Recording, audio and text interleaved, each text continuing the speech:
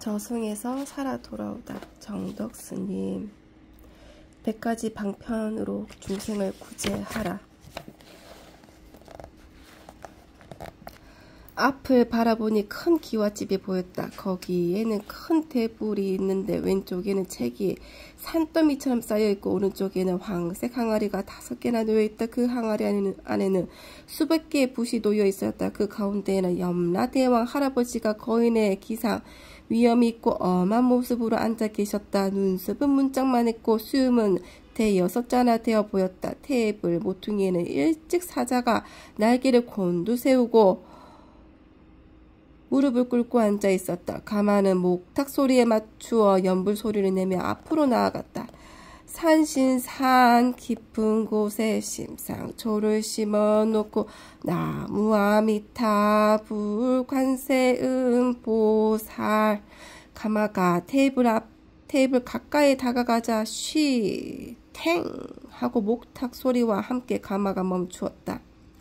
가마의 문이 찰싹하고 열렸다. 나오라고 명령하지 않았는데도 나의 치마를 여미고는 외씨 같은 버선발을 내디디며 조심스럽게 가마의 문을 나섰다. 염라대왕 할아버지 앞으로 가서 얘를 올리고 나아갔는데 올려다 보니 너무 다가가서 염라대왕 할아버지 모습이 보이지 않는 것이었다. 그래서 다시 뒤로 물러서서 올려다 보니 그제서야 염라대왕 할아버지가 보였다. 팔을 크게 벌려 큰절 삼배를 하고 일어나니 염라대왕 할아버지는 고개를 끄덕였다. 그러자 수염이 살랑살랑 움직였다. 염라대왕 할아버지 그나마 모습이 미소를 띠며 자비스러운 용안으로 변했다. 금년이 나이가 몇인고? 19살입니다. 증명서가 있느냐? 예 하고 치마 마장 주머니에서 도민증을 월찍 사자에게 주자 사자는 염라대왕 할아버지 앞 테이블 위에 올려놓았다. 증명서를 보시더니 왼쪽에 놓여있는 책을 3번 두드리셨다. 그러더니 거기서 책 한 권을 올려놓고 책장을 몇 장 넘기시는 것이었다. 잘 참았구나 장하다 하셨다. 그리고는 화가 난 얼굴로 사자에게 호통을 치셨다. 전라남도 강준거 평령만 남인자를 데려왔는데 왜 청인자를 데려왔느냐. 청인자를 다시 본가로 정중히 모셔다 드리라. 야단치는 소리가 천지를 진동하고 몇 개 산을 넘어 메아리 쳤다. 그러면서 오른쪽 항아리에 꽂혀있는 붓 하나 꺼내 흰 종이에 글을 쓰면서 말했다. 인자야 너는 길을 인도하라. 그리고 100가지 방편으로 중생을 구제하라. 라는 소리가 메아리처럼 한없이 울려 퍼졌다. 중생을 구제하는 것이 무엇인고 100가지 방편이 무엇일까. 나는 잠시 생각했다. 그러는 사이 염라대왕 할아버지는 글을 쓴 종이를 사자에게 주었다. 그러면서 말했다. 오도인을 만날 것이다. 나는 염라대왕 할아버지께 큰 절로 삼배를 올리고 작별 인사를 했다. 가마를 타는데 사자가 염라대왕 할아버지가 준 종이를 내 손에 쥐어주었다. 나는 반으로 접어진 종이를 펴보았다. 종이에는 이렇게 쓰였다. 이렇게 10글자 흰 종이에 검정 글씨로 선명하게 쓰였다. 나는 그 글자를 보는 순간 내가 시집가서 자식을 낳으며 이렇게 이름을 지어야겠다고 생각을 했다. 가마는 오던 길로 가지 않고 후문으로 방향을 잡아서 나아갔다. 오던 길로 가면 10가지 대문 안 용궁에 그들과 같이 춤도 추고 즐기고 싶었다. 그리고 6번째 대문 안에는 복숭아를 사 먹을 생각도 했다. 하지만 아쉬움을 뒤로하고 후문으로 나아갔다. 2갈래 길이 있었다. 올 때는 오른쪽 길로 왔는데 나갈 때는 왼쪽 길로 가는 것이다. 가마가 한참을 가고 있는데 갑자기 천지가 암흑으로 변했다. 깜깜한 절벽 찰흙 같았다. 길이 보이지 않아서 헤매는데 어디선가 인기척이 나더니 사자가 나타났다. 빨리 가라고 했는데 매를 맞아야 갈 모양이고 금지구역에 들어왔구나. 빨리 내리거라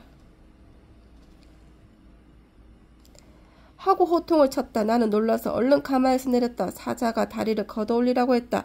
사자의 어둠 속에서 사자 모습을 보이지 않았지만 매를 맞기 위해 종아리를 걷어올리고는 더듬더듬 걸어갔다.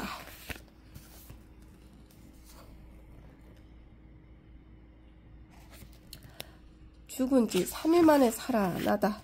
어둠 속을 걸어가는데 갑자기 사자가 엄나무 가지를 꺾어 한데 뭉친다. 몽둥이로 내리치는 것처럼 나의 종아리를 내리치는 것이었다. 수백 개의 가시가 달려있는 엄나무로 내리치는데 이상하게 아프지도 않고 시원했다. 엄나무 가지가 살에 박혀 빠지지는 않았다. 사자는 온 힘을 다해 가시를 뽑았다. 그런데 희한한 일이 벌어졌다. 수도꼭지에서 물이 쏴 하고 나오듯이 가시가 박혀있던 자리에서 물이 쏟아 나오는 것이었다. 깜짝 놀라 정신을 차리고 보니 방과 방 사이에 관이 놓여 있었다. 동네 몇 사람이 나를 지켜보고 있었다. 내가 깨어난 것을 본 마을 사람들도 놀라서 눈이 휘둥그레지며 깜짝 놀라는 것이었다. 그러는 사이에 어머니가 방에 들어왔다. 내가 죽었다고 땅을 치며 통곡하던 어머니는 내가 깨어난 것을 보고는 너무 좋아서 연신 감사의 기도를 했다. 부처님 감사합니다. 하느님 감사합니다. 칠성님 감사합니다. 천지신명님 감사합니다. 조상님 감사합니다. 내 딸을 살려주셔서 감사합니다. 어머니는 눈물을 흘렸다. 참으로 희한한 일이다. 항아리로 부어오르던 단단한 몸이 감쪽같이 붓기가 다 빠지고 언제나 그랬냐는 듯이 정상으로 돌아와 있었다. 이렇게 놀랍고 신통한 일이 있단 말인가. 이 소문을 듣고는 마을 사람들이 몰려왔다. 오는 사람마다 죽었다가 살아난 것도 놀랐지만 병이 멀쩡히 나은 것 때문에 더 놀라는 것이었다. 세상에 이렇게 이런 일이 있단 말이오. 그렇게요. 참으로 기적 같은 일입니다. 나는 생각했다. 사자가 엄나무 가시로 총알이를 때린 것이 나에게는 침을 놓아 치료해준 것이 아니었을까. 수돗물처럼 쏟아진 것은 깜깜해서인지 피인지 물인지 알 수는 없지만 그로 인해 붓기가 빠진 것이 아니었을까. 몸은 언제 아파냐는 듯이 나아갈처럼 가벼웠다.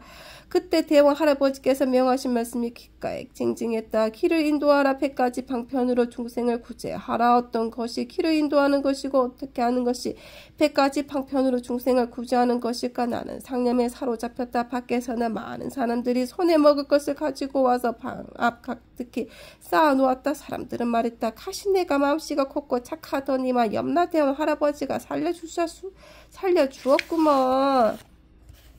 하느님 살려주신 것이요. 부처님이 살려주신 것이지. 귀가 아프도록 들었지만 듣기가 싫지 않았다. 친구 3명이 밤에 찾아와 나를 붙들고 통곡을 하였다. 살아줘서 고맙다. 사실 살아준 것만으로도 다행이었다. 내가 누워있는 동안에 1950년 6월 25일 전쟁이 일어난 것이었다. 말지사 인민군이 마을에 쳐들어와 사람들을 반동분자라고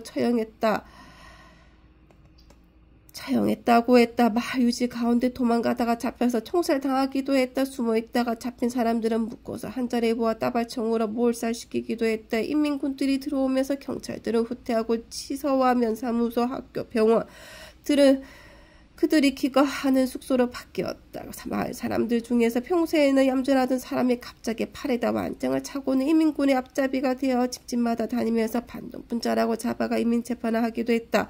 순애 오빠라는 사람의 인민군이 쳐들어온다고 하니까 함수통 재래식 편소에 들어가 소쿠리를 머리에 쓰고 숨어 있었다. 인민군이 와서 사람을 찾다가 똥냄새가 나니까 더 이상 생각하고 합수통으로 갔다. 결국 합수통에 숨어있던 순애 오빠가 발견하고 끌고 가자 동네가 온통 똥 냄새로 코를 두를 수 없었다. 순애 오빠는 냇가로 끌고 가 몸을 씻게 하고 총대로 때리면서 말했다. 이 새끼 반동 새끼. 그러나 순애 오빠는 만세를 불렀다. 대한민국 만세 3번을 불렀다. 그러자 총으로 순애 오빠를 쏘아 죽였다. 참으로 비극이었다. 맞아 죽을 바에 총에 맞아 빨리 죽기를 원했을지 모른다는 말하는 사람도 있었다. 그뿐만이 아니었다. 언니 동생 중에는 인민재판에 끌려가 몹쓸짓을 당하고 폭행을 당하지 않는 사람은 없었다고 했다. 옥순이라는 아가씨는 경찰 가족이라 더욱 심한 고문을 받자 혀를 깨물고 자살했다고 한다. 이민군이 나를 보고 악질에 걸렸다고 생각하고 어떻게 할 수 없었는지 그냥 가버렸다고 한다. 나는 사실 괴물처럼 변해 있었다. 눈은 올빼미 눈같이 커졌고 살이 없어 뼈만 남았지만 몸은 퉁퉁 부었으니 괴물도 그런 괴물이 없었을 것이다. 나는 6.25 전쟁 전부터 불치병을 앓고 있는 것을 보였을 테니 이민군도 손을 댈 수 없었던 것이다. 친구들은 그동안 이민군에게 당했던 여러 가지 이야기를 들려주고 갔다. 동네에서 막이라는 복동이란 청년이 있었다. 개도 잡고 돼지도 잡는 등 살생을 많이 했지만 의리와 양심이 있는 청년이었다. 그는 나에게 이렇게 말했다.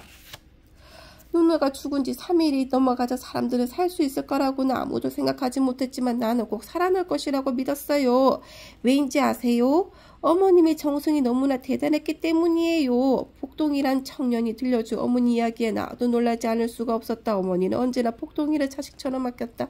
옷도 주고 먹을 것을 남겨다 주는 등 남다른 관심을 주었다. 말 한마디도 함부로 하지 않고 가끔씩 담뱃값도 주었다. 복동이는 그 은혜 100분의 1이라도 갚아드리고 싶었지만 갚을 길이 없었다. 그러던 차에 내가 아팠고 그의 어머니는 그는 어머니를 도와줄 리 없느냐고 물었다. 복동아, 잘 왔다. 그렇지 않아도 내 너를 찾아가려고 했는데 잘 왔다. 좀 앉아있거라 하시고는 나가서 막걸리 2병을 받아 들고 오셨다.